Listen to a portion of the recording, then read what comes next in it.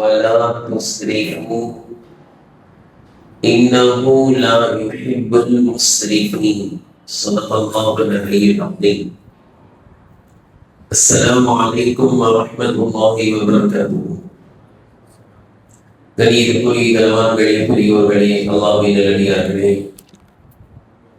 அல்லாஹ்வின் பெயர்களால் நாம் அடைந்த ரமலானுடைய மாதம் மிகச்சரியாக 7ஆம் நாள். ஒரு வாரத்தை கடந்து விட்டோம்.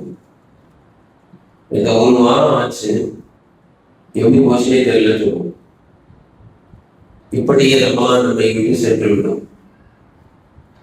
ஆரம்ப பத்தில் இருக்கின்ற நாம் எந்த அளவிற்கு அமல் செய்திருக்கின்றோம் என்பதை சீர்தூக்கி பார்த்து நாம் மென்மேலும் நற்காரியங்களை அதிகமாக செய்கின்ற, குர்ஆனை அதிகமாக ஓதுகின்ற வாய்ப்புகளை ஏற்படுத்திக் கொள்ளக்கூடிய தௌஃபீகை அல்லாஹ் நம் அனைவருக்கும் வழங்குவானாக.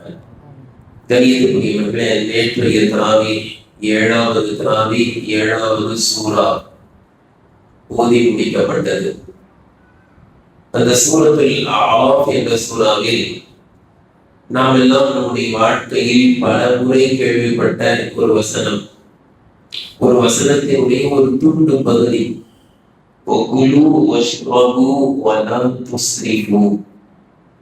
இதுக்கு அர்த்தம் நான் சொல்லணும்னு அவசியம் இல்லை, நீங்களே சொல்லிடுவீங்க. என்ன அர்த்தம்? உண்ணுங்கள், பருகுங்கள், வலா துஸ்ரிஃபு, வீண்விரயம் செய்யாதீர்கள். இன்னஹு லா யுஹிப்புல் முஸ்ரிஃபீன், நிச்சயமாக அல்லாஹ் வீண்விரயம் செய்பவர்களை விரும்ப மாட்டான். அல்லாஹ் தஆலா வீண்விரயம் செய்பவர்களை அல்லாஹ்வுக்கு பிடிக்காது, அவர்களை அல்லாஹ் வெறுக்கிறான் என்ற எச்சரிக்கையோடு அந்த ஆயத்தை, வசனத்தை அல்லாஹ் தஆலா நிறைவு செய்கிறான். நாம் சாதாரணமாக எடுத்துக்கொள்ளக்கூடிய இந்த வீண்விரயம் அல்லாஹ்வினுடைய வெறுப்புக்கு காரணமாக ஆகிறது என்பதை சிந்திக்க வேண்டும். இஸ்ராஃப் என்ற அந்த அரபி வார்த்தைக்கு அசல் பொருள், மெய்ப்பொருள் என்னவென்றால் வரம்பு மீறுவது என்பது பொருள். உண்ணுங்கள், பருகுங்கள். அல்லாஹ் தஆலா உண்ணுதல், பருகுதல் என்பதோடு சேர்த்து வீண்விரயம் செய்யாதீர்கள், அதை வரம்பு கடக்காதீர்கள் என்பதை இணைத்துக் கொண்டிருக்கின்றார். காரணம், உண்ணுவதிலும் பருகுவதிலும் தான் மனிதன் மிகவும் எல்லை கடக்கிறான், வரம்பு மீறுகிறான், வீண்விரயம் செய்கிறான் அதிகமாக. இந்த வசனத்தில் உண்ணுங்கள், பருகுங்கள், எல்லை மீறாதீர்கள் என்றால் என்ன பொருள்? நிறைய சாப்பிடாதீங்க என்பதுதான் முதல் பொருள். பொதுவாக நாம் உண்ணுங்கள், பருகுங்கள், வீண்விரயம் செய்யாதீர்கள் அப்படின்னா என்ன விளங்கி வச்சிருக்கோம்? நல்லா சாப்பிடலாம், நல்லா குடிக்கலாம், வேஸ்ட் பண்ண மாதிரி இப்படிதான் விளங்கி வச்சிருக்கோம். குப்பைகள் போடக்கூடாது அப்படின்னு நாம விளங்கி வச்சிருக்கோம். ஆனால் உண்மையான பொருள் என்னவென்றால், அளவுக்கு அதிகமாக சாப்பிடாதீர்கள் என்பதுதான் உண்மையான பொருள். உண்ணுங்கள், பருகுங்கள், அதில் எல்லை கடக்காதீர்கள். பொதுவாக நம்ம வீட்டுக்காரங்க கூட என்ன சொல்லுவாங்கன்னா, எங்க கொஞ்ச நாளைக்கு சாப்பிடுங்க, சாப்பிடலன்னு ஆயிடும், வேஸ்டா போயிடும், குப்பையில கட்டணும். அந்த குப்பை தொட்டியை விட நம்ம வயிறு கேட்டுக்கிறா, இது குப்பை தொட்டி உங்க வயிற்றுல போடுங்க.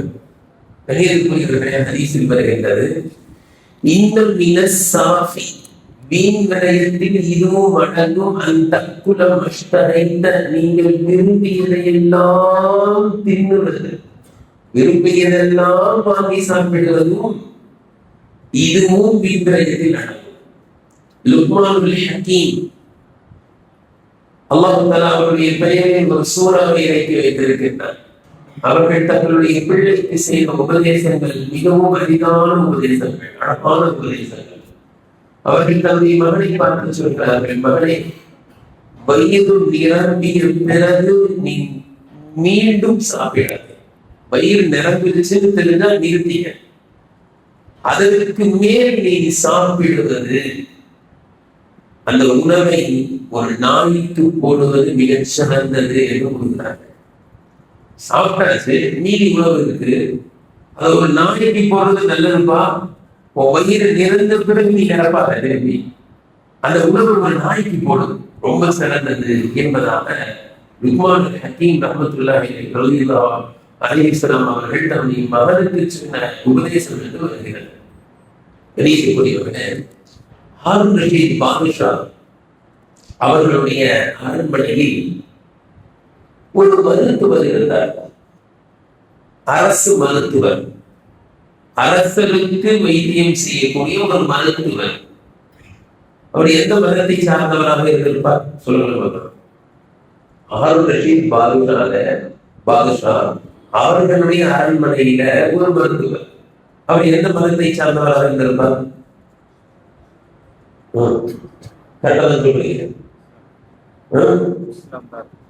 இல்ல, கிறிஸ்துவ மதத்தை சார்ந்தவர். இமாம் ஷாஃபி ரஹ்மத்துல்லாஹி அவர்கள் சொல்கிறார்கள், நீ உன்னுடைய மார்க்கத்தின் சந்தேகங்களை கேட்டு தெளிவுபடுத்திக் கொள்ளக்கூடிய, உன்னுடைய மார்க்கத்தை குறித்து கவலைப்படுகின்ற ஒரு ஆளின் இல்லாத ஊரில் நீ இருக்காங்க. அந்த மாதிரி ஊர்ல இருக்காங்க. அதே போன்று உன்னுடைய உடல் நிலையை குறித்து கவலைப்படுகின்ற ஒரு மருத்துவர் இல்லாத ஊரிலும் நீ இருக்காது என்றாங்க. ஒரு ஆளை மார்க்க அறிஞர் இல்லாத ஊர்ல இருக்காங்க. அதே போல ஒரு நல்ல மருத்துவர் இல்லாத ஊரிலும் இருக்காது என்று இமாம் ஷாஃபி ரஹ்மத்துல்லாஹி அவர்கள் இந்த மருத்துவ கல்வியை உயர்வாக பேசுவார்கள். அந்த காலத்திலேயே இமாம் ஷாஃபி ரஹ்மத்துல்லாஹி கவலைப்படுவாங்க. அந்தோ என்ன செய்வது, இந்த மருத்துவ கல்வி இஸ்லாமியர்களாகிய நாம் விட்டுவிட்டோம், கிறிஸ்தவர்கள் நீங்கள் எடுத்துக்கொண்டார்கள் என்று சொல்வார்கள். ஹாரூன் ரஷீத் பாதுஷாவினுடைய அரசவையில் இருந்த ஒரு கிறிஸ்தவ மதத்தை சார்ந்த ஒரு மருத்துவர். அவர் ஒரு நாள் ஒரு கேள்வியை வைக்கிறார் அரசவையில். உங்களுடைய குர்ஆனில் மருத்துவ கல்வியை குறித்து உங்களுடைய வேதம் எங்காவது பேசி இருக்கிறதா? மருத்துவத்தை பத்தி குர்ஆன் எங்கேயாவது பேசியிருக்கா அப்படின்னு. அப்பொழுது அது அரசவையில் இருந்த ஒரு ஆணின் மார்க்க மேதை அலி இப்னு ஹுசைன் அவர்கள் சொன்னார்கள், ஆம், இறை வேதமாகிய அல் குர்ஆனில் மருத்துவத்தை பற்றி கூறப்பட்டிருக்கிறது என்று கூறிவிட்டு இந்த ஆயத்தினுடைய பிற்பகுதியை ஓதி காட்டினார்கள். உண்ணுங்கள், பருகுங்கள், அந்த உண்ணுவதிலும் பருகுவதிலும் அளவு கடந்து செல்லாதீர்கள். நிச்சயமாக அளவு கடந்து செல்பவர்களை அல்லாஹ் நேசிப்பதில்லை, அல்லாஹ் வெறுக்கிறார். ரொம்ப ஆச்சரியப்பட்டார். உண்மையில் மருத்துவ கல்வி அனைத்தையும் இந்த வசனம் உள்ளடக்கி இருக்கிறது என்பதை ஏற்றுக்கொண்டார். அடுத்தவர் கேட்டார், உங்களுடைய நபிமொழியில் மருத்துவத்தை குறித்து உங்களுடைய நபி சொல்லியிருக்கிறார்களா என்று கேட்டார். நபி ஸல்லல்லாஹு அலைஹி வஸல்லம் மருத்துவத்தை பத்தி எவ்வளவு சொல்லியிருக்காங்க. கருஞ்சிலத்தை பத்தி, தேரை பத்தி, மாதிரி நிலாவரை இணை என்று சொல்லப்படக்கூடிய கனா இணையை பற்றி நிறைய மருத்துவ குறிப்புகள் தனி நூலில் இருக்கிறது. திப்புன் நபவி என்ற அரபியில அவ்வளவு மருத்துவ குறிப்புகள் இஸ்லாமில் சொல்லி இருக்கிறார்கள், நமக்கு தெரியறது. ஆனாலும் அந்த அரசவையில் இருந்த அலி இப்னு ஹுசைன் என்பவர் ஒரே ஒரு ஹதீஸை சொன்னார். மருத்துவத்தை பற்றியும் எங்களுடைய நபி கூறியிருக்கிறார்கள். அது என்ன? அல் பத்னு அஸ்லுத் தாஇ, வயிறுதான் நோய்களுக்கான அடிப்படை காரணம். அந்த வயிறு கெட்டு போனால் எல்லா நோய்களும் வரும். அந்த வயிறை பாதுகாத்துக் கொள்வது, அந்த வயிறை பத்தியமாக வைத்துக் கொள்வது மருந்தின் அடிப்படையாகும் என்று நபி ஸல்லல்லாஹு அலைஹி வஸல்லம் சொல்லியிருக்கிறார்கள் என்ற இந்த ஹதீஸை சொன்ன பிறகு அந்த கிறிஸ்தவ மதத்தை சார்ந்த அந்த மருத்துவர் அவர் சொன்னார், மருத்துவத்தின் எல்லா விஷயங்களையும் இந்த ஹதீஸ் உள்ளடக்கி இருக்கிறது என்று கூறி இஸ்லாத்தை ஏற்றுக்கொண்டார் என்று வருகிறது. கணியத்துக்குரியவர்களை இன்றும் நாம் பார்க்கிறோம். எந்த மருத்துவரை எந்த நோய்க்காக வேண்டி அணுகினாலும் அவர் என்ன செய்வாரு? மாத்திரை மருந்து எழுதிட்டு என்ன சொல்வாரு? சுகரை குறைச்சிக்கிறீங்க, உப்பை குறைச்சிக்கிறீங்க, எண்ணெய குறைச்சிக்கிறீங்க, அப்புறம் இறைச்சிய நான்வெஜ்ஜை குறைச்சிக்கிறீங்க, இப்படியே சொல்லிட்டே வருவார். வைத்த தொப்பைய குறைங்க, சோத்தை குறைங்க, கடைசியில் சொல்லுவாங்க உங்க உடம்பையே குறைங்க. அதனால என்ன பண்ணுங்க, காலையில 2 ரொட்டி, சாயந்தரம் 2 ரொட்டி சாப்பிடுங்க. ஒருத்தன் கேட்டாங்க, சார் காலையில 2 ரொட்டி, சாயந்தரம் 2 ரொட்டி சாப்பிட்ட முன்னாடியே சாப்பிட்டு பின்னாடியே இப்படி இருந்தா எங்க மருத்துவம் பார்க்க முடியும்? இதுதான் மருத்துவத்தினுடைய சாரம்சம். உண்ணுங்கள் மருந்துகள் மின்விரயம் செய்யாதீர்கள். இந்த ஆயத்துக்கு அர்த்தம் வைக்கும்போதே நம்ம எப்படி அர்த்தம் வைக்கிறோம்னா, உண்ணுங்கள் மருந்துகள் எவ்வளவு நாள் சாப்பிடு, எவ்வளவு நாள் வீண்களை கீழே குடிக்காத, அப்படிதான் அர்த்தம் வைக்கிறோம். கீழே குடிக்காத, நல்ல சாப்பிடு, நல்ல நீ என்ன செய்ய, ஏதாவது ஜூஸ் நிறைய குடி, கீழே கொட்டி தீவிரம் செஞ்சாரு அப்படின்னு நினைச்சுக்கிட்டு. ஆனால் அன்னை ஆயிஷா அவர்களை கூறுகிறார்கள், அல்லாஹ்வின் தூதர் ஸல்லல்லாஹு அலைஹி வஸல்லம் அவர்கள் இந்த உலகத்தை விட்டு சென்ற பிறகு ஏற்பட்ட முதல் சோதனை, நபி ஸல்லல்லாஹு அலைஹி வஸல்லம் அவர்கள் இந்த உலகத்தை விட்டு சென்ற பிறகு ஏற்பட்ட முதல் சோதனை என்னவென்றால், இந்த உம்மத் வயிறு புடைக்க சாப்பிட ஆரம்பித்து விட்டது. ஆரம்பிச்சிருச்சு. இதுதான் முதல் ஃபித்னா. வயிறு நிறைய நல்ல சாப்பிடுங்க, வயிறு நிரம்ப சாப்பிட ஆரம்பிச்சிருச்சு. எந்த சமுதாயத்தினுடைய வயிறு நிரம்பி விடுமோ அவர்களுடைய உடல் பருத்து விடும், ஸ்ட்ராங்காக பருத்தம். எவருடைய உடல் பருத்து விடுமோ, அன்னை ஆயிஷா சொல்றாங்க, அவர்களுடைய இதயம் 2 மாதிரி வருது, அவருடைய இதயங்கள் கடினமாகிவிடும், இரக்கம்லாம் இருக்காது. இன்னொரு அவருடைய இதயங்கள் பலவீனம் அடைந்து பார்க்கறதுக்கு தாட்டியா இருப்பாங்க, ஆனால் உள்ளத்தால் கோழைகளாக இருப்பார்கள், உள்ளத்தால் பலவீனப்பட்டு போய்விடுவார்கள். இது நபி ஸல்லல்லாஹு அலைஹி வஸல்லம் இந்த உலகத்தை விட்டு சென்ற பிறகு ஏற்பட்ட முதல் சோதனை இந்த உலகத்தில் என்று அன்னை ஆயிஷா ரலியல்லாஹு அன்ஹா அவர்கள் குறிப்பிடுகிறார்கள். லுக்மானுல் ஹக்கீம் மிகப்பெரிய ஞானி. அவர்கள் தன்னுடைய பிள்ளைக்கு செய்த உபதேசத்தில் இப்படி வருகிறது, யாப்பனைய மகனே, இதத்தலகத்தில் உன்னுடைய வயிறு குடல் நிரம்பி விட்டால் நாமத்தில் இருக்கிறது சிந்தனை ஆற்றல் தூங்கிவிடும். வயிறு நிரம்ப சாப்பிட்டால் என்ன ஆயிடும்? சிந்தனை ஆற்றல் தூங்கிவிடும். ஞானங்கள் ஊமையாகிவிடும், ஞானமான விஷயங்கள் உதிக்காது, நாவிலிருந்து வராது. உடல் உறுப்புகள் இபாதத் செய்ய முடியாமல் ஆகிவிடும். இபாதத் செய்ய முடியாமல் உடல் உறுப்புகள் சும்மா விளக்கணும். 20 ரக்காத்து நின்று சொல்ல முடியுங்க, சொப்புது காரணம் இஃப்தாருக்கு பிறகு சாப்பிடுறது, தஹஜ்ஜுத் சொல்ல முடியல. அதனால தயவு செஞ்சு தஹஜ்ஜுத் சஹர் சாப்பிட்ட பிறகு இல்லை, எப்ப சொல்லணும்? சஹர் சாப்பிடுறது முன்னாடி சொல்லணும். காரணம் என்ன? சஹர் சாப்பிடாம தஹஜ்ஜுத் தொழாம சஹர் சாப்பிட ஆரம்பிச்சா ஏதோ நீ சாப்பிட்டே இருக்கும். பாங்கு சொல்ற வரைக்கும் சாப்பிட்டா சகல் கூடாம போயிடும், அதாவது நோக்கை கூடாம போயிடும். காரணம் என்ன தெரியுங்களா? நிறைய பேருக்கு தெரிய மாட்டேங்குது. பாங்கு எப்ப சொல்லுவாங்க அப்படின்னா, சஹர் நேரம் முடிஞ்சு ஃபஜர் நேரம் ஸ்டார்ட் ஆன பிறகுதான் பாங்கு சொல்லுவாங்க. ஃபஜர் நேரம் வர்றதுக்கு முன்னாடி பாங்கு சொன்னா பாங்கு கூடாது. பாங்கு அசல் பாங்கு இப்ப சொல்லாமா? அசல் நேரம் வந்த பிறகுதான் என்ன செய்யணும் சொல்லுங்க, அசல் பாங்கு. அப்ப ஃபஜர் நேரம் வந்த பிறகுதான் இதுக்கு பாங்கு சொல்லுவாங்க, ஃபஜருக்கு பாங்கு சொல்லுவாங்க. இவங்க ஃபஜர் பாங்கு சொல்ற வரைக்கும் சாப்பிட்டா எப்ப சாப்பிட்டாருன்னு வந்துடும், ஃபஜர் நேரமான பிறகு சாப்பிட்டாருன்னு வந்துடும்.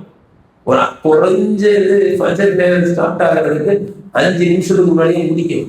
அதனால தஹஜ்ஜுத் முன்னாடியே சொல்லணும், இல்லைன்னா தஹஜ்ஜுத் கிடைக்காது.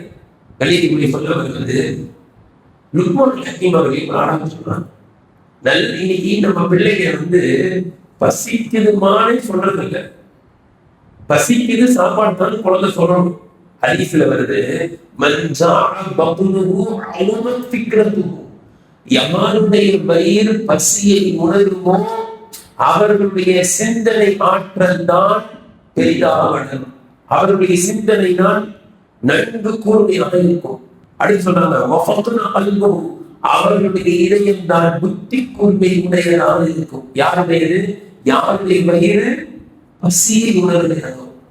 ஒரு ஹதீஸ்ல சொன்னாங்க, ஆதமுடைய மகன் நிரம்புகின்ற பாத்திரத்தில் மிக கெட்ட பாத்திரம் வயிறுன்னு சொன்னாங்க.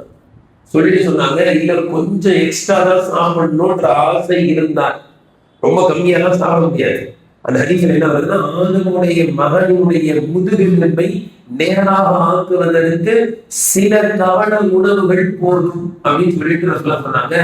சில கவன உணவுகளால் பூர்வமாக்கி கொள்ள முடியாது என்று இருந்தால் கொஞ்சம் அதிகமாக சாப்பிடுவேன் அப்படின்னு நீங்க நினைச்சீங்கன்னா, வயிற்றில் 1/3 பகுதி உணவுக்காக ஒதுக்கிக்கொள். நிறைய சாப்பிடணும்னு நினைச்சா வயிற்றில் 1/3 பகுதி சாப்பிடுவது, 1/3 பகுதி தண்ணீருக்கு, 1/3 பகுதி காற்றுக்கு ஒதுக்குங்கள். இந்த ஹதீஸ்ல நமக்கு என்ன தெரியுதுன்னா, எவ்வளவு உணவை உட்கொள்கின்றோமோ அந்த அளவுக்கு என்ன குடிக்கணும்? தண்ணி குடிக்கணும். இன்னைக்கு எந்த அளவுக்கு சாப்பிட்றோம்னா தண்ணி குடிக்கிறது இல்லைல்ல, முடியல. யாராவது ஒருத்தர் தண்ணி நல்லா குடிச்சா என்ன சொல்லுவாங்க, தண்ணி மதியம் குடிக்க சாப்பிட முடியாது. நல்லா சாப்பிடணும், எதெல்ல தண்ணி கூட குடிக்க முடியாது. சொல்றாங்க, 1/3 உணவுக்கு 1/3 தண்ணீர் இருக்கு, 1/3 காலியாக இருக்க வேண்டும். நாம் இதை விட அதிகமாக சாப்பிடுவது கூட ஒரு பஸ்ல வர்றதெல்லாம் காசு இருக்கு, வர்றதெல்லாம் வாங்கி சாப்பிடுறது, வர்றதெல்லாம் வாங்கி கொடுக்கிறது பிள்ளைங்களுக்கு. இதுவும் கூட இஸ்லாமில் அடங்கும். காசு இருக்கு என்பதற்காக வேண்டி எதெல்லாம் வாங்குவார் வெளியிருக்கக்கூடியவர்களே. இது உணவை பொறுத்தவரை நாம் சம்பாதிக்கிற காசு எவ்வளவு வீண்வரைமானது. கல்யாணத்துல எவ்வளவு வீண்வரையும். உணவு திருவிழாவா கல்யாணம் தெரியல, ஐட்டங்கள். இப்படி உணவை படைக்க வேண்டும் என்று எந்த ஆசையும் கிடையாது. 38 ஐட்டம், 48 ஐட்டம், 50 ஐட்டம். கல்யாணத்துல பொண்ணு கல்யாணத்துல இத்தனை ஐட்டம் வச்ச தேவையில்லை. அல்லாஹ்வுடைய கோப பார்வை இறங்குகிறது. கலியத்திற்குரியவர்களே, சம்பாதிப்பது என்பது சாதாரணமான விஷயம் அல்ல. அது இந்த காலத்துல போட்டிகள் நிறைந்த இந்த காலத்தில் சம்பாதிப்பது என்றால் என்ன, செலவு செய்வது என்றால் என்ன அழகா சொல்றாங்க. ஊசியை வைத்து பள்ளம் தோண்டுவதுதான் சம்பாதிப்பது. சம்பாதிக்கிறதுக்கு சாதாரணமான ஊசியை வச்சு பள்ளம் தோண்ட முடியுமா? எவ்வளவு கஷ்டம் அந்த மாதிரி சம்பாதிக்கிறது.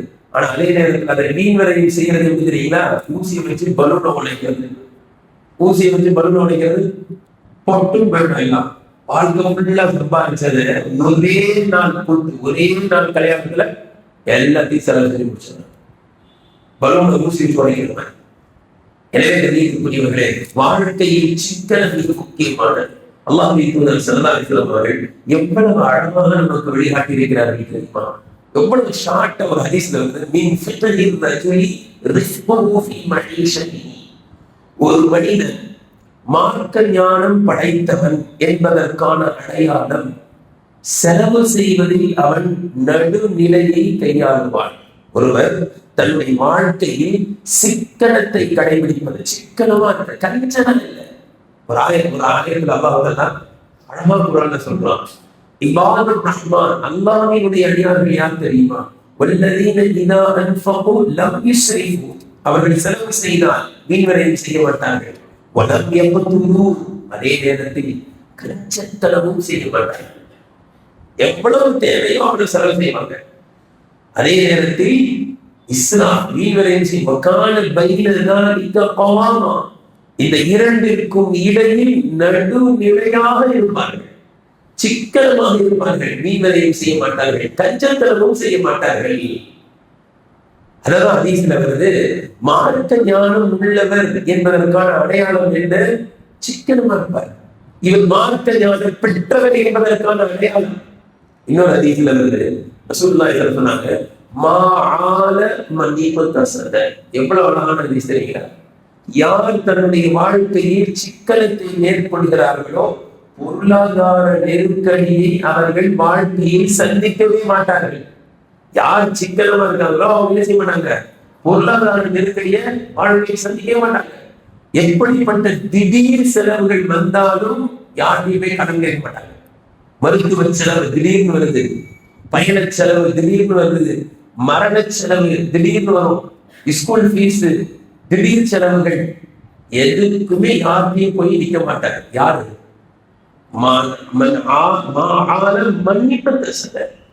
யார் சிக்கனமா செலவு பண்ணி சேமித்து வைக்கிறார்களோ அவர்கள் வாழ்நாளில் நெருக்கடிக்கு தள்ளப்பட மாட்டார்கள்.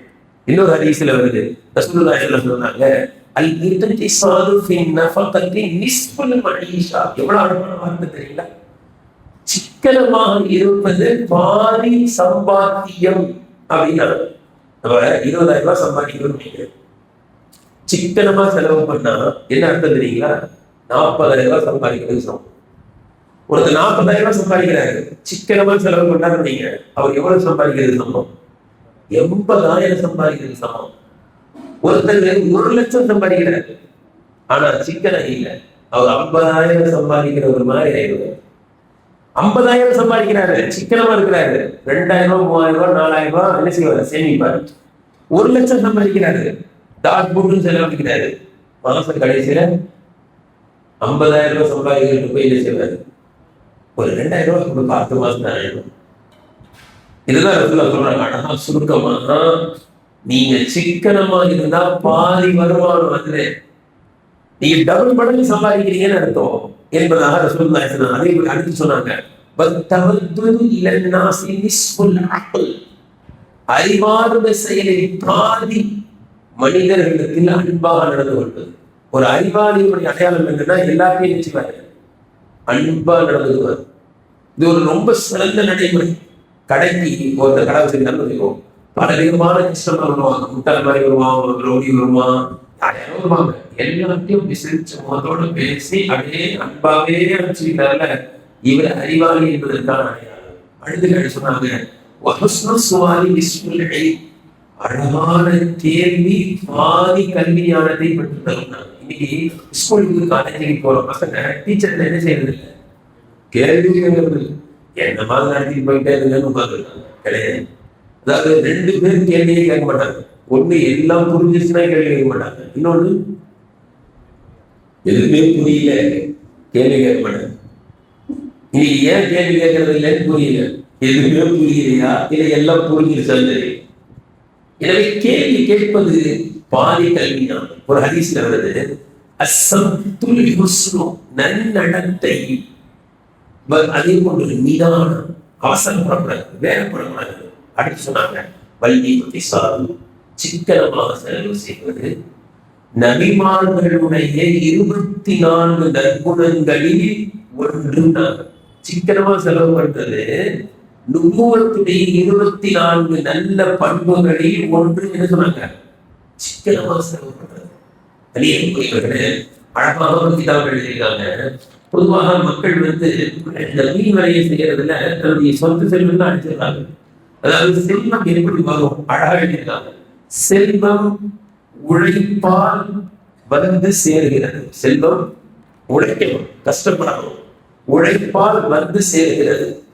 விடாமுயற்சியால் அந்த வந்த செல்வம் வளர்கிறது. சேமிப்பால் அந்த அந்த வந்த சேர்ந்த வளர்கின்ற அந்த செல்வம் காப்பாற்றப்படுகிறது. ஆனால் அதே நேரத்தில் வீண் விரயத்தால் அந்த செல்வம் அழிக்கப்படுகிறது.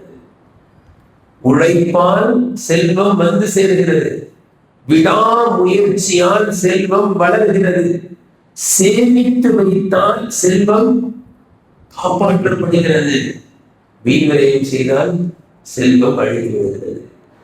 எனவே ஒவ்வொரு நாளும் ஒரு செல்போன் வச்சுக்கணும், ஒவ்வொரு ட்ரெஸ் போடணும், காலையில ஒரு ட்ரெஸ், சாயங்காலம் ஒரு ட்ரெஸ், பைக்கு பார்த்தா 1 வருஷத்துக்கு ஒரு பைக் மாட்டேறாங்க, 6 மாசத்துக்கு ஒரு பைக் மாத்துறாங்க. காரணம் சில பேர் வீட்டை கட்டி முகடு இவருடைய வீட்டு அந்த முன்பகுதியை விட எதிர் வீட்டுக்காரனால அழகாக கட்டிட்டா இடிச்சு உட்காந்து கட்டுறாங்க.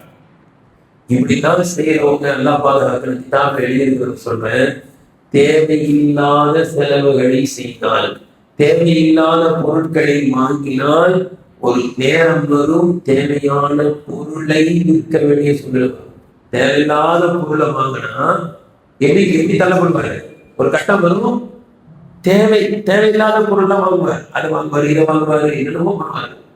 அவர் எப்படிப்பட்ட நிலைக்கு தள்ளப்படுவார் என்றால், தேவையான பொருளை கூட வைக்க வேண்டியது.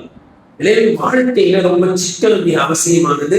இது நபிமார்களுடைய நல்ல பண்பு என்பதாக ஹதீஸ்களில் வருகிறது. அல்லாஹ்வின் தூதர் ஸல்லல்லாஹு அலைஹி வஸல்லம் அவர்கள் எந்த அளவுக்கு இந்த சிக்கனத்தை கடைபிடிச்சாங்க, எல்லா விஷயத்திலும். ஒரு சஹாபி சப்தம் இல்லாம ஒழு செஞ்சுருந்தார். ஒழு எதுக்கு செய்வோம்? தொடர்ந்து குர்ஆன் ஓதுறதுக்கு, நல்ல காரியங்களை செய்யறதுக்கு ஒழு செய்வோம். எனவே ஒழுவர் கூட நம்ம என்ன செய்யணும்? இபாதத்தை நினைக்கிறோம். ஒழு செஞ்சுக்கிட்டு இருக்கிறோம். ரசூலுல்லாஹி ஸல்லல்லாஹு அலைஹி வஸல்லம் அந்த சஹாபியை பார்த்து, என்ன இப்படி இப்படி இப்படி இஸ்ராஃப் செய்றீங்க? அந்த சஹாபிகளை ரசூலுல்லாஹி ஒழுதான செய்ய, ஒழு செய்வதில் கூட இஸ்ராஃப் இருக்கு. நீங்கள் ஆற்றங்கரையில் ஒழு செய்தாலும் இஸ்ராஃப் ஆகிறது. அந்த சாமியை பார்த்து இந்த ஹதீஸ் என்ன கருது? ஆற்றங்கரையில ஒழு செய்தா தண்ணி வீண்வரை ஆமா, எத்தனை தடவை கழுவுனாலும் அந்த தண்ணி எங்க போயிடும்? திரும்பி ஆற்று தண்ணியும் போயிடும். அங்க வீண்வரை இருக்கா? ஆனா நான் சொன்னாங்க, இல்ல அங்க வீண்வரை இருக்குன்னா என்ன கருத்து? இந்த ஹதீஸுக்கு ரெண்டு கருத்து சொல்றாங்க. ஒன்று, ஆற்றங்கரையில தானே ஒழு செய்யணும் என்பதற்காக வேண்டி பல தடவை கழுவுறாங்கன்னா அதே பழக்கம் வீட்டுக்கு வந்த பிறகு செய்யணும். அப்ப அங்க என்ன செய்யும்? தண்ணி வீண்வரையும். இது ஒண்ணு. ரெண்டாவது, ஆற்றங்கரையில் ஒன்று செய்யும்போது தண்ணி வீண்வரை ஆகாது. ஆனால் தண்ணீரை விட வழிபட்ட நேரம் வீணா போயிடும். நம்மள சில பேரை பார்க்கலாம், சொந்த ஊரு கிராமமா இருக்கும், வீட்டுல 10 நிமிஷத்துல குடிச்சுட்டு வந்துருவாங்க. அவங்க ஊருக்கு போய் குளத்துல குதிச்சாலும் என்ன ஆகும்? 1 மணி நேரம் 2 மணி நேரம். அந்த சில ஊர்கள்ல தாமரை பரணி ஆறு போடும். அந்த ஊர்ல உள்ளவங்க போனாங்கன்னா அவ்வளவுதான், 1 மணி நேரம் தண்ணியிலே இருப்பாங்க. இங்கு தண்ணீர் மீன்வரையமாகவில்லை, அதை விட மதிப்பான நேரம் மீன்வரையமாகிறது. உலகத்துல எதை வேணாலும் வாங்கிடலாம், ஆனா போன நேரத்தை வாங்கவே முடியாது. ஹதீஸ்ல வரதா இல்லையா? சொர்க்கத்துல போன பிறகு ஒரு மனிதனுக்கு எந்த கவலையும் இருக்காது. ஒரே ஒரு கவலை இருக்கும், அது என்னது? டைமை வேஸ்ட் பண்ணிட்டேனே. யார் கூட கவலைப்படுவா? கவலையே இல்லாத நிம்மதியான சொர்க்கம் சென்ற பிறகு கூட நேரத்தை வீணாக ஆக்கினால் கவலைப்படுவான். எனவே கணியக்கூடியவர்கள், தண்ணி, கரண்ட், லைட்டு, ஃபேனு ஒரு காலம் இருந்துச்சு. முன்னோர்கள்லாம் ஃபேனை போட்டு வெள்ளை போட்டு என்ன செய்வாங்க? இந்த காலத்து மாநிலங்களுக்கு உணர்றாங்களா இல்லையான்னு சந்தேகமா இருக்கு. ஒரு 30 வயசு 40 வயசை கடந்தவங்களுக்கு தெரியும். அவங்க அத்தா அம்மாலாம் என்ன செய்வாங்க? கரண்ட் போட்டா லைட்டு தேவையில்லாம போட்டு போனா சரியான திட்டு கொடுக்கும். யாரா கரண்ட் பில் கட்டுறதுன்னு கேட்பாங்க. இப்பெல்லாம் அப்படி மிரட்டுறதுக்காக இல்லை, ஆடு போடுறது, பாத்ரூம் லைட் போட்டு வந்துருவாங்க. பாத்ரூம் லைட் நைட் ஃபுல்லா கூட எரிஞ்சிருக்கும். இதெல்லாம் சாதாரணமா நினைக்கூடாது. பிள்ளைகளுக்கு புரிய வைக்கணும். கரண்ட் பில் ஒரு 20 ரூபா மிச்சமாச்சுன்னு வச்சுக்க, ஒரு 50 ரூபா மிச்சமாச்சு, சிக்கனமான எண்ணம். அந்த 50 ரூபாய ஏழைகளுக்கு கொடுக்கலாம்ல, சிக்கன் பண்ணாமல, ஒரு அந்த 50 ரூபாயை உண்டியில போடலாம்ல என்று பழக்கப்படுத்தணும். கணியத்துக்குரியவர்களே, சிக்கனமாக இருப்பதற்கு சில நடைமுறையில உள்ள ஒரு சில விஷயங்கள் சொல்றேன். அது சில பேருக்கு செட் ஆகாம கூட இருக்கலாம். செட் ஆகலன்னா விட்டுருங்க, செட் ஆக எடுத்துருங்க. அதுல மிக முக்கியமானது என்னன்னு சொன்னா, பெரிய பெரிய ஹோட்டலுக்கு போய் சாப்பிடாதீங்க. இதை பத்தி நேற்று பேசியிருக்கோம். தேவையில்லாம நினைச்சக்கூடாது. பெரிய பெரிய ஹோட்டலுக்கு போய் சாப்பிடாதீங்க. ரெண்டாவது, தயவு செஞ்சு அப்படி சாப்பிடும் போது அப்படியே விட்டுட்டு வர்றது. பெரிய ஹோட்டலுக்கு போவாரு, பாதியை விட்டுட்டு வருவாரு. அல்லாஹ் பாதுகாப்பு. ரசூலுல்லாஹி ஸல்லல்லாஹு அலைஹி வஸல்லம் சொன்னாங்க, கைவிரல்களை சூப்பி சாப்பிடுங்கள், கட்டை வழிந்து சாப்பிடுங்கள். அப்படியே திமிரு பிடிச்ச மாதிரி வந்து எழுந்து வர்றது. இப்படி செய்யக்கூடாது. அடுத்து, நல்லா தெரியும் அநியாயமான ரேட்டு, அப்படி இருந்து வாங்குறது. இதெல்லாம் திமிரு, பண திமிருடைய அடையாளம். உதாரணத்துக்கு பாருங்க, சொல்றது தப்பான நிலையம். விமான நிலையத்துல போய் அங்க உள்ள கடைகள்ல என்ன செய்யறது சொல்லுங்க? அதே ஹேண்ட்பேக வெளியில வாங்கினா நல்ல பெரிய விலை கம்மி, ஆனா அங்க பல மடங்கு. பெரிய மால் போறது, போயிட்டு வேணும்னே வாங்குறது. அப்படியே இந்த மாதிரி வேலை செய்யாதீங்க. இதெல்லாம் வீண் விலை, அல்லாஹ்வுடைய கோபத்தை இழுத்து கொண்டு வந்துடும். அதே போல பயனற்ற பொருள் வாங்கவும் செய்யாதீங்க, யாருக்கும் கிஃப்டும் பண்ணாதீங்க. சில பொருள் அப்படியே பாக்குறதுக்கு கிஃப்ட் பண்றது பெருசா தெரியும். உதாரணத்துக்கு பூக்கொத்துன்னு வச்சுக்கிறீங்களேன், இல்ல நிறைய பேர் ஷீட் எல்லாம் தராங்க. என்னதுக்கு ஷீல்டு தராங்க? நாளைக்கு ஷீல்டு எங்கேயாவது வாங்கிட்டு போய் வீட்டுல கொடுத்த அடுப்புல தான் வைக்கணுமா? இது பயனற்ற பொருள். இந்த மாதிரியான ஒருத்தர் கிஃப்ட் பண்ணா கூட எப்படி இருந்தாங்க, அது அவங்களுக்கு பயன்படணும், அதை அவங்களுக்கு உபயோகப்படுத்தணும். அப்படிப்பட்ட பொருள். அதே போல இன்னொரு பாருங்க, அதப்ப ஃபர்ஸ்ட் பாயிண்ட் என்னன்னா, பயனற்ற பொருள் வாங்கவே கூடாது. ரெண்டாவது கவனிங்க, பயன் தரக்கூடிய பொருள் தான், பயன் தரக்கூடிய ரொம்ப பிரயோஜனமான பொருள் தான். அப்ப அது வாங்கலாமா? சொல்லுங்க. நமக்கு தேவையான்னு பார்க்கணும், நமக்கு தேவைதான் வாங்கணும். இல்லைன்னா பயனுள்ள பொருளை கூட வாங்கி என்ன செய்வோம், சும்மா தான் இருக்கும். அடுத்து இன்னொரு விஷயம் சொல்றேன், ஒரு பொருள் 100 ரூபாய், கன்ஃபார்மா 100 ரூபாய் கம்மியா வாங்கவே முடியாது. அதே பொருள் நீங்க எங்கேயோ போறீங்க, அந்த இடத்துல வெறும் 25 ரூபாய் கிடைக்குது, வெறும் 25 ரூபாய் கிடைக்குது. இப்ப சொல்லுங்க, வாங்கிக்கலாமா வாங்கக்கூடாது? கன்ஃபார்ம் 100 ரூபாய், கன்ஃபார்ம் 100 ரூபாய். அந்த பொருள் அதே தரமான பொருள், டூப்ளிகேட்லாம் இல்ல, ஒரிஜினல். எவ்வளவு கிடைக்குது சொல்லுங்க? வெறும் 25 ரூபாய் கிடைக்குது. இப்ப சொல்லுங்க, என்ன செய்யும்? பட்டது சொல்லுங்க, வாங்குவோம். ஒண்ணு கூட வாங்குறது ஏன் தெரியுங்களா? அது நமக்கு தேவையான 100 ரூபாய் பொருள் தான், கன்ஃபார்மா 25 ரூபாய் கிடைக்குது, இருந்தாலும் வாங்கக்கூடாது. நமக்கு தேவையா இருக்கிற மட்டும்தான் வாங்கணும். ஏன் சொல்றது தெரியுங்களா? 100 ரூபாய் பொருள் 25 ரூபாய் கிடைச்சதுன்னு வாங்கிட்டு வந்துருக்கீங்க, அதுல உங்களுக்கு பயன்பாட்டுமே இருக்காது. வாங்கிட்டு வந்து என்ன செய்வீங்கன்னு சொல்லுங்க. சும்மா அப்படி ஃபர்ஸ்ட் அங்க இருக்கும், அப்படி இங்க வரும், அப்படி இங்க வரும், வீட்டுல வருவாங்க, இது சும்மா இருக்கு, இந்த பொருள்லாம் கொண்டு போய் காயாங்கடையில போடுதுன்னு சொல்லி 25 ரூபாய் வாங்கிட்டு வந்த பொருள் ஒரு 4-5 வருஷத்துக்கு பிறகு எங்க போகும் சொல்லுங்க? அது 25 ரூபாய் எவ்வளவுக்கு போகும்? 5 ரூபாய் கொடுக்க மாட்டான். எல்லா பொருளும் எல்லா கடையிலும் ரேட் ஏறிட்டே போகும். ஒரே ஒரு கடையில மட்டும், கடையில யாராவது இந்த கோச்சிக்கிறீங்க, அந்த கடையில மட்டும் ரேட் ஏறவே. எப்போ போய் இரும்ப போட்டால் 1 கிலோ 10 ரூபா தான். 25 ரூபாய் கிடைச்சது வாங்கிட்டு வந்தீங்க, ஆனா எவ்வளவுக்கு போதீங்க? 2 ரூபா 3 ரூபாய்க்கு போகுது. வீண் விரயமா இல்லையா? இஸ்லாமா இல்லையா? இதே போல இன்னும் சில விஷயங்களை சொல்றேன். இந்த காலத்துல நீங்க ஃபுல்லா சொல்றீங்கன்னு சொல்லக்கூடாது. உங்களுக்கு செட் ஆச்சுன்னா ஏற்றுங்க. அரசு மருத்துவமனையில பயன்படுது, தேவையில்லாம என்ன செய்றீங்க? பிரைவேட்டுக்கு போகாதீங்க. அது உங்களுக்கு செட் ஆச்சுன்னா அரசு பஸ்ஸை யூஸ் பண்ணுங்க, தேவையில்லாம என்ன செய்றீங்க? ஓலா ஊபர்ல புக் பண்ணி தான் போவேன்னு நினைக்காதீங்க. செட் ஆச்சுன்னா பஸ் இல்ல அந்த இடத்துல இருந்து ஆட்டோல போனா போங்க. நான் தான் சொல்றேன், செட் ஆச்சுன்னா தான் எடுத்துக்க சொல்றேன். நல்ல நல்ல அரசு பஸ் எல்லாம் விட்டுருக்கான், யூஸ் பண்றதே இல்லை, எடுத்த உடனே புக் பண்ண வேண்டியது. எவ்வளவு காசு மிச்சப்படுத்தலாம்? அதே போல நடந்து போக முடியுங்கிற இடத்துக்கு என்ன செய்யுங்க, நடந்தே போங்க. உடனே பைக் போக மாட்டேங்குது, பைக் எடுக்காதீங்க. ஸ்கூட்டர்ல என்ன சும்மா ஸ்கூட்டர் இருந்தது, பெட்ரோல் மிச்சப்படுத்தல. நடந்து வாலிபர்கள் எதுக்கு எடுத்தவங்க ஸ்கூட்டர்ல ஸ்டார்ட் பண்றீங்க? நடந்து போக முடியும் என்ற இடத்திற்கு என்ன செய்யணும்? நடந்தா போகும். சும்மா சும்மா பைக் எடுக்க போறது, சும்மா சும்மா ஆட முடிகிறது. அதே போல அரசு பள்ளிக்கூடங்கள் இன்னும் செட் ஆச்சுன்னா, அது உங்க பையனை எங்க படிக்க வச்சிருக்கீங்க? செட் ஆச்சுன்னா சொல்றாங்க. இதெல்லாம் அரசு பள்ளிக்கூடம் நல்லா இருக்கா, வீட்டுக்கு பக்கத்துல இருக்கா, என்ன செய்ய அங்க படிக்க. தேவையில்லாம பிரைவேட் கூட போவாதீங்க. ஏன் சொல்றாங்கன்னா, இன்றைய காலத்துல இருக்கக்கூடிய பெரிய பெரிய அறிவாளிகள் நீங்க பாத்தீங்கன்னா அரசு ஸ்கூல்ல தான் படிச்சிருப்பாங்க. ஏன் நாம எங்கெல்லாம் படிச்சோம்? அரசு ஸ்கூல்ல தான் படிச்சோம். தேவையில்லாம இதை கூட பிரைவேட் போக இருக்கலாம். செட் ஆச்சுன்னா எடுத்துக்கிறேங்க, இல்லைன்னா விட்டு ஒரு பிரச்சனை இல்லை. இதே போல ஹோட்டல் ஆர்டர் ஒரு சுகி ஏன் வங்கி இங்கேன்றாங்க, கொடுத்தவங்க ஒன்று ஆர்டர் பண்ணி தின கிடையாது. என்னவோ ஆர்டர் பண்ணி தயவு செஞ்சு வாங்குறீங்க, பறக்கவே கிடையாது. இதெல்லாம் வீண் விரயத்தில். அதே போல ஒரு பொருளை வாங்குறீங்க அப்படின்னா ரேட் கேட்டு வாங்க, எவ்வளவு அப்படின்ற சூப்பர் மார்க்கெட் எல்லாம் அப்படியே வச்சிருப்பான். தள்ளி போக வேண்டியது அப்படியே அதை நேரச்சு போனாலும் இவ்வளோ பில் போடுறதுன்னு ஒரு பெருமை. ரேட் எவ்வளோன்னு பார்த்தீங்களா? வெளியில எவ்வளோன்னு பார்த்தீங்களா? அது ஏதாவது ஒரு ரேட் போட்டப்போ நீங்க பாட்டு வாங்கிட்டு வந்துட்டே இருப்பீங்க. கிடையாது. பொருளை வாங்கும்போது தயவு செஞ்சு ரேட்டை விசாரிங்க. அநியாயமான ரேட்டா இருந்தால் தயவு செஞ்சு வாங்குறீங்க. இதெல்லாம் இஸ்லாம். அதே போல எந்த அளவுக்கு சொல்றாங்கன்னா, பொருளை நீங்க மாசம் மாசம் சில பொருள் வாங்க, ஒரே கடையில தொடர்ந்து வாங்குறீங்க.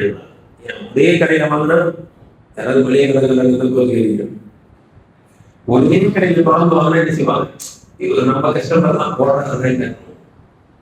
வேற கடையில வாங்க, அதே பொருளை விசாரிச்சு பாருங்க. இந்த கடையில உளுந்து எவ்வளவா, நைஸா விசாரிக்கணும். வேற கடையில அதே மாதிரி உறுதி எவ்வளவு, அங்க கம்மியானா அங்கதான் வாங்கணும். சில பொருள் சில கடையில கம்மியா இருக்கும், அதை அங்க வாங்கணும். அந்த வேற சில பொருள் அந்த கடையில கம்மியா இருக்காது, அதை வாங்கக்கூடாது. இப்படி எல்லாம் சிக்கனமாக இருந்தால் இன்ஷா அல்லாஹ் நாம அவசரமான தேவைகள் ஏற்படும் பொழுதும் கூட யாரிடத்திலும் நாம் என்ன செய்ய மாட்டோம், தேவைகளா கடன் வாங்காம பார்க்கலாம். கடன் இல்லாத வாழ்க்கை நிம்மதியான வாழ்க்கை. புகாரில வந்தது, அல்லாஹ் சொன்னாங்க, யாருதான் என்ன கடனை விட்டு பாதுகாத்துரு, எல்லாம் கடனை விட்டு பாதுகாத்துரு, தொடர்ந்து இல்லாத வாழ்க்கை. சஹாபா காதுல விழுந்த சஹாபாக்கள் கேட்டாங்க, சொல்ல கடனை விட்டு இவ்வளவு நீங்க பாதுகாக்கிறீங்களே, பாதுகாப்பு தேவையில்லையே அப்படின்னு. அவர் சொன்னாங்க, ஆமாப்பா, கடல் பட்டு விட்டால் பொய் சொல்ல ஆரம்பிச்சிருவான், கடல் பட்டு விட்டால் கொடுத்த வாக்குறுதியை மாறி செய்வான். சிக்கனமாக இருந்தால் எப்படிப்பட்ட நேரத்திலும் நாம் யாருக்கும் தேவையாகாமல் கண்ணியமான வாழ்க்கையை நாம் தர கொடுப்பார். இதை நாம் கடைபிடிக்க வேண்டும். நம்முடைய பிள்ளைகள், மனைவிமார்கள் அனைவர்களுக்கும் இதை சொல்லி தர வேண்டும். விஷால செய்யலாமா? அல்லாஹ் சிக்கனமாக வாழ்ந்து மனமகிழ்ச்சியான வாழ்க்கையை, கடனில்லாத வாழ்க்கையை நாம் தருவானாக.